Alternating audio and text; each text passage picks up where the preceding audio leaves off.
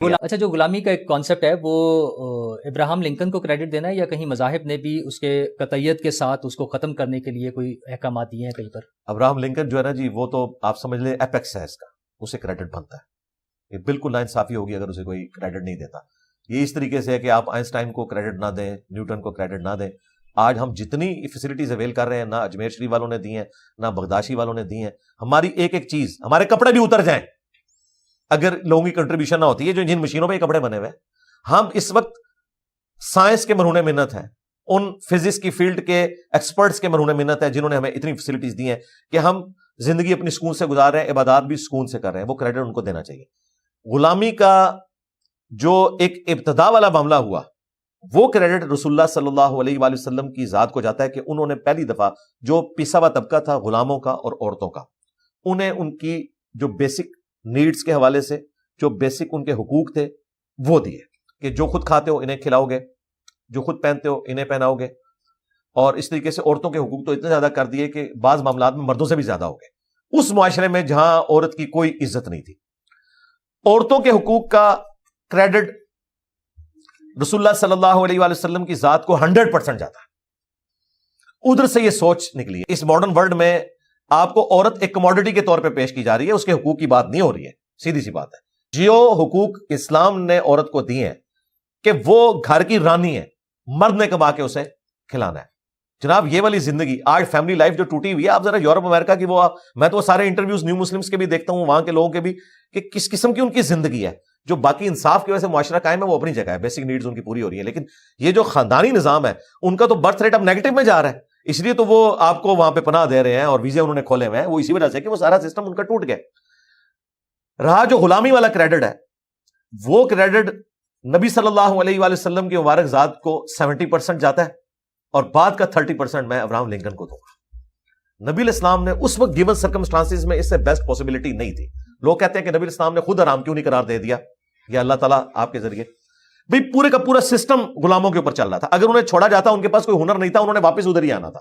اس لیے بار بار ترغیب دلائی گئی کہ غلاموں کو آزاد کیا جائے، اور اس کے اوپر جتنے ایسی جو گناہ کرنے کے اوپر پینلٹیز ہیں، اگر قتل نہ حق ہو گیا ہے یا کسی نے روزہ توڑ دیا ہے، اس کے اوپر بھی غلام آزاد کیا جائے. اس سسٹم کو اتنا ڈسکریج کیا گیا کہ یہ وقت کے ساتھ اپنی موت مر جائے. دوسری طرف جو لوگ خود محنت کر کے اپنے آپ کو آزاد کروانا چاہیں تو اس کے لیے حکم جاری کر دیا. پہلے تو یہ ہو ہی نہیں سکتا تھا. ہاں، مکاتبت کا. اچھا، تو آپ وہ سارے سٹیپس دیکھیں، وہ شروع کے طے کروائے، پھر انسان اس طرف آیا.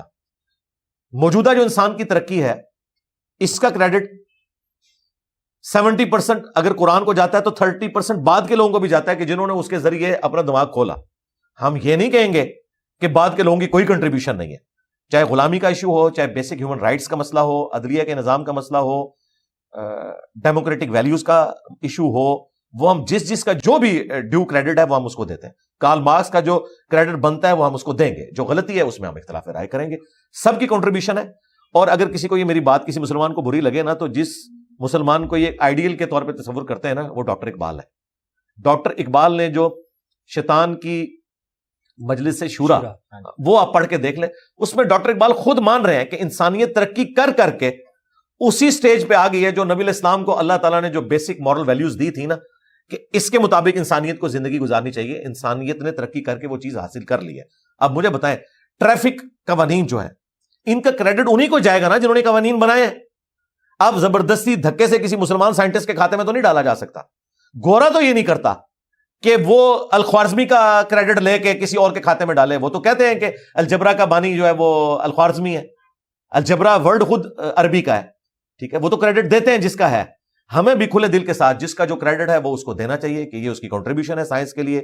اگر وہ یہ نہیں کرتا، امونیا جس بندے نے ایکسٹریکٹ کی تھی، جب وہ نوبیل پرائز لینے گیا تھا تو وہاں اس کے استقبال کے لیے کوئی نہیں تھا، صرف اس وجہ سے کہ وہ جرمن تھا اور اس نے امونیا کو لوگوں کے قتل عام کے لیے بھی یوز کیا، ہٹلر کی محبت میں، وہ بم بنانے کے لیے. اس وجہ سے لوگوں نے پروٹیسٹ کیا، لیکن پرائز اس کو انہوں نے دیا ہے کیونکہ آج انسانیت اگر زندہ ہے نا تو اس شخص کی بدولت جس نے وہ کھاد بنانے کا فارمولہ آپ کو دیا، ورنہ آج دنیا میں یہ گندم اویلیبل نہ ہوتی، اس میس لیول پہ نہیں ہونی تھی. یہ کریڈٹ آپ اس کیمسٹری کی فیلڈ کے بندے سے نہیں لے سکتے.